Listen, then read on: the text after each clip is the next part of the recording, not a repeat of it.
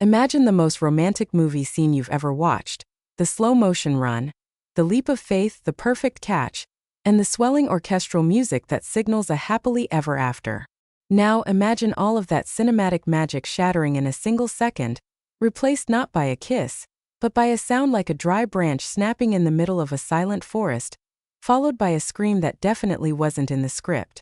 This is the story of how a Pinterest-perfect romantic gesture turned into a high-stakes race to the emergency room, proving that some movie stunts should definitely be left to the professionals, especially when someone's manhood is on the line. It all started on a Tuesday evening that felt entirely too normal for the chaos that was about to ensue. We were having one of those nights where everything felt right. The lighting was low, the music was vibey, and we were feeling ourselves after watching a marathon of classic romantic comedies. You know, the ones where the guy catches the girl and spins her around while the camera circles them in a dizzying blur of love. I looked at him from across the living room, and in my head I was the leading lady. I thought to myself, why not? Why can't we have that moment? I didn't stop to consider that I am not a trained gymnast, and he, despite his best efforts at the gym, was not expecting a flying human projectile to launch at him at 15 miles per hour. I gave him a look that I thought was sultry and adventurous, though in hindsight it probably looked more like I just had too much caffeine. I told him to get ready, and before he could even process what get ready meant, I was already in motion. I took a literal running start from the hallway, my socks sliding slightly on the hardwood floor, giving me a boost of speed that I definitely didn't need. In my mind, I was going to soar through the air. My legs would wrap perfectly around his waist, and we'd share a laugh as he held me tight. The reality was a catastrophic failure of physics. As I launched myself into the air, I realized mid-flight that my trajectory was off. I wasn't going for his waist, I was heading slightly lower and with way too much force. He tried to brace himself, but he didn't have time to set his feet. Time seemed to slow down as I collided with him. Instead of a graceful landing, it was a blunt force impact. I hit the critical lower zone, with the full weight of my body and the momentum of a sprinting teenager. And then it happened. That sound. A sharp, sickening crunch, or perhaps a pop, that echoed through the quiet apartment. The silence that followed was heavy and terrifying. He didn't scream at first. He just turned a shade of white I've never seen on a living human being. He slowly collapsed to his knees, clutching himself, his eyes wide and vacant as if his soul had momentarily left his body to seek refuge elsewhere. I stood there, frozen, the adrenaline fading into a cold, sinking realization that I had just broken my boyfriend. I started apologizing frantically, but the words felt hollow against the backdrop of his rhythmic, pained gasping. When he finally managed to speak, it was in a whisper so high-pitched it could have summoned neighborhood dogs. "We need to go," he squeezed out. "Now." I helped him to the car, which was an ordeal in itself because every step he took seemed to cause a new wave of agony. As I drove, I kept glancing over at him. He was hunlet over, and as the minutes passed, the situation moved from painful accident to medical emergency. He checked the damage under his breath and let out a whimper that broke my heart. It's changing colors," he muttered. "It's turning blue like a bruised plum." At that point, I pushed the gas pedal down. We weren't just going to the doctor, we were going to the only person who could save his dignity and his anatomy, the urologist on call at the 24-hour clinic. Arriving at the hospital was a lesson in humility. Walking into a crowded waiting room at 11 p.m. is already stressful, but walking in while supporting a man who is literally holding his crotch and grimacing is a different level of public embarrassment. The triage nurse asked what happened, and I had to explain, in front of a guy with a broken arm and an elderly woman with a cough, that I had tried to jump on him like in the movies, and missed the mark. The nurse didn't even blink. She just typed trauma to the pelvic region into the computer and told us to take a seat. The next 3 hours were the least romantic evening of our lives. We sat in that sterile fluorescent-lit hallway, surrounded by the smell of antiseptic and the sound of distant beeping machines. Every time a door opened, he winced, fearing the inevitable examination. He looked at me, his face a mix of pain and disbelief, and said, "I think our movie marathon is officially over for the year." I tried to make light of it to keep him from panicking, but it was hard to be funny when his pride and joy was literally swelling to twice its size and sporting a deep royal purple hue. It looked like something out of a sci-fi movie, an alien life form perched where a normal body part should be. When the urologist finally saw us, the tension was thick.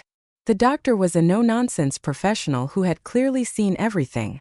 He took one look at the injury and sighed. "Ah, the classic flying leap injury," he said, which apparently is a thing that actually happens more often than you'd think. He explained that while there are no bones in that specific area to break, there is a casing that can rupture under extreme pressure, a condition colloquially known as a penile fracture. Just hearing the words made me want to pass out. My boyfriend just closed his eyes and prayed for the floor to swallow him whole. The romantic evening concluded with him being prepped for a minor procedure to ensure there was no long-term internal damage. I sat in the waiting area scrolling through my phone, looking at those movie clips again.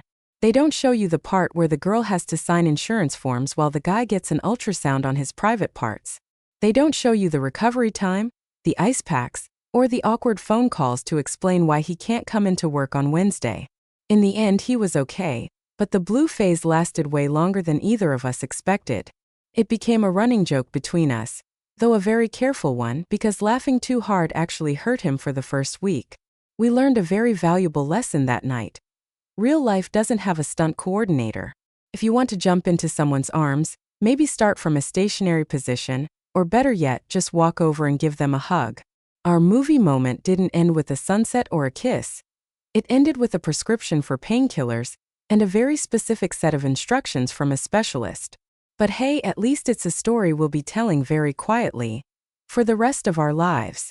The aftermath was a slow process of healing and a lot of frozen peas. For the first few days, he couldn't even walk to the kitchen without moving like a penguin in slow motion. Every time I looked at him, I felt a wave of guilt, but he was a good sport about it.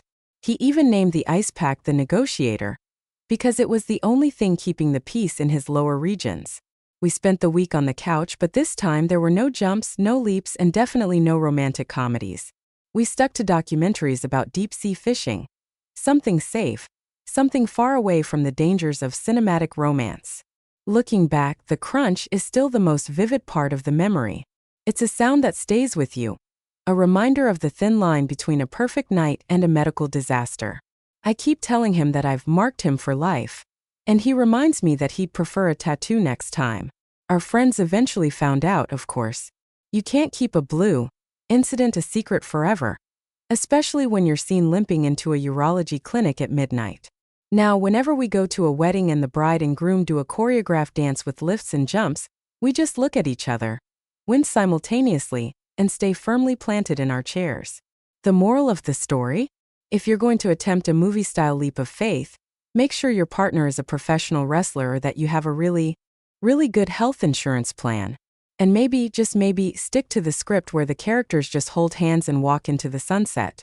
It's much safer for everyone involved. Do you understand how we ended up in a sterile room under flickering fluorescent lights? You have to understand the sheer level of confidence I had just moments before the disaster. It wasn't just a whim. It was a calculated decision based on a lifetime of watching cinema where gravity seems to be merely a suggestion, rather than a law of the universe.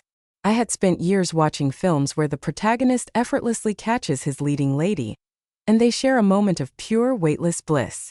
I truly believed, in that split second of hallway-running adrenaline, that I was that leading lady. I felt like I was in a slow-motion sequence, my hair flowing behind me, the light hitting me just right, and my heart pounding with the excitement of a perfect romantic gesture. I didn't see the reality. A 19-year-old girl in fuzzy socks sprinting toward a man who was currently holding a half-eaten slice of pepperoni pizza, and was entirely unprepared for 100+ pounds of momentum to collide with his midsection. The impact itself was less like a romantic embrace and more like a car crash involving a very soft, very surprised pedestrian. When I launched, I felt a brief moment of flight, a glorious soaring sensation, followed immediately by the realization that my aim was catastrophically low. Instead of landing my chest against his, I headed straight for the foundation of his ego. The sound, that crunch I mentioned, wasn't just a sound. It was a vibration that I felt in my own bones. It was the sound of physics reclaiming its territory. It was the sound of every romantic comedy ever made being debunked in a single agonizing instant. He didn't drop the pizza immediately. He actually held on to it for a second, his brain struggling to process why his lower body had suddenly been hit by a wrecking ball. Then the pizza hit the floor, and he followed it shortly after, collapsing in a way that reminded me of a folding chair being tucked away for the winter. The drive to the clinic was perhaps the longest 15 minutes of my life. I was trying to be the supportive partner, but every time I hit a speed bump or even shifted gears too quickly, he would let out a sound that I can only describe as a deflating bagpipe. I tried to distract him. I talked about the weather, about our plans for next week, about literally anything that didn't involve the word trauma or emergency. But it's hard to talk about the upcoming weekend when the person next to you is sweating profusely and clutching a bag of frozen corn to their lap. I remember looking at him at a red light. He was staring out the window with the 1,000-yard stare of a soldier returning from a very confusing war. "I think it's glowing," he whispered at one point. I told him it wasn't glowing, that it was just the reflection of the neon open sign from a nearby donut shop. But in my heart, I knew things were changing color in ways that nature never intended. When we finally walked into the urology clinic, the atmosphere was thick with the kind of tension you only find in places where people are forced to discuss things they usually keep behind closed doors. The waiting room was a microcosm of human suffering. There was an older gentleman reading a magazine from 2014, a young guy who looked like he'd been through a similar incident involving a bicycle, and then there was us. I had to lead him to the check-in desk because he was walking with his legs so far apart, he looked like he was trying to straddle an invisible horse. The receptionist was a woman who had clearly seen it all. She looked at me, then at him, then at the bag of frozen corn he was still holding. She didn't even ask questions. She just handed us a clipboard and a pen. "Reason for visit?" she asked, her voice as flat as a pancake. I looked at him and he looked at the floor. "Cinematic mishap," I whispered. She just nodded and wrote down mechanical trauma. The wait was the worst part. Every time the door opened, we both jumped. I felt like a criminal waiting for a verdict. I started Googling, "Can you break a?" And the results were not encouraging. The internet is a dark place when you're looking for medical advice at midnight. I found forums where men shared their horror stories, and let me tell you, the crunch is a recurring theme in those circles. It's apparently a sound that haunts dreams. I looked over at him, and he was staring at a poster on the wall about kidney health. "I'm never watching a rom-com again," he said, his voice finally dropping back down to a recognizable register. "From now on, we only watch movies where people sit on benches and talk quietly. No running, no jumping, no physical movement whatsoever." I promised him we could watch all the boring documentaries he wanted for the rest of his life. Finally, a nurse called his name. Watching him stand up and shuffle toward the back room was heartbreaking. I wanted to go with him to hold his hand through the embarrassment, but they told me I had to stay in the waiting room until the initial assessment was done. So I sat there, alone with my thoughts and the 2014 magazine. I read an article about how to grow the perfect tomatoes 3 times. I studied the patterns on the carpet until I could see shapes in the fibers. I felt like the worst girlfriend in the history of the world. I had tried to be cute and spontaneous, and instead, I had turned my boyfriend into a medical case study. After what felt like an eternity, the doctor came out to talk to me. He was an older man with glasses perched on the end of his nose and a look of profound amusement that he was trying very hard to hide. "Well," he started, clearing his throat, "your partner is going to be okay, but he's certainly had a night he won't forget. We're dealing with a significant amount of bruising and some soft tissue swelling." He explained the blue phenomenon, noting that when blood vessels in that specific, highly sensitive area are compromised, the discoloration can be dramatic. He used words like hematoma and vasodilation, but all I heard was, "You turned him purple." He told me that surgery wouldn't be necessary, which was the first good news of the night, but that he would need total pelvic rest for several weeks. He said this with such a straight face that I almost didn't realize he was basically telling me I was grounded from any romantic activities until further notice. When they let me back into the exam room, he was lying on the table, looking small and defeated. The doctor had given him some high-grade painkillers, so he was starting to find the whole situation a little bit funny, or maybe he was just delirious. "Hey," he said, waving a hand weakly. "The doctor says I'm a legend." Apparently, not many people manage to get this specific shade of indigo. I laughed, mostly out of relief, and kissed his forehead. The ride home was much quieter. The painkillers had kicked in, and he spent most of the trip narrating the adventures of the frozen corn bag, which had now thawed into a mushy mess. The next 2 weeks were a masterclass in domestic caretaking. Our apartment turned into a makeshift recovery ward. I became an expert in the pea rotation. We bought 6 bags of frozen peas so that we always had a fresh, cold one ready. I learned exactly how to prop up pillows to create the perfect cradle for his recovery. We had to explain the situation to his best friend, Daniel, which was another hurdle of embarrassment. Daniel, being a true friend, didn't let him live it down for a single second. He sent him a get well soon card with a picture of a paratrooper on the front, which made my boyfriend laugh so hard he had to grab his ice pack and tell Daniel to leave. But the real challenge was the psychological toll. Every time I stood up too quickly, or looked like I might be moving in his direction, he would flinch. It took a long time for the trust to come back. Not trust that I loved him, but trust that I wouldn't accidentally launch myself at him like a guided missile. We developed a no-fly zone around the couch. We even made a joke out of it, putting up a little sign that said, "No jumping permitted by order of the urologist." As the days went by, the colors changed. It went from a deep, terrifying midnight blue to a sort of sickly forest green, then to a mustard yellow that was almost more disturbing than the blue. We called it the mood ring of misery. Every morning he'd give me an update. "Today we're at rotten banana yellow. I think we're making progress." It was our own little gross, hilarious secret. It brought us closer in a way that a normal romantic evening never could have. There's something about caring for someone when they're at their most vulnerable and their most colorful that strips away all the pretenses. You can't be cool when you're icing your nether regions while watching a documentary about the history of salt. Looking back at it now, months later, the story has become our greatest hit. When we're at parties and people start talking about their worst dates or most embarrassing moments, we just look at each other and wait. We know we have the trump card. We wait for someone to mention a bad dinner or a spilled drink, and then he'll lean in and say, "That's nothing. Tell them about the time you tried to be a movie star and almost ended my family line."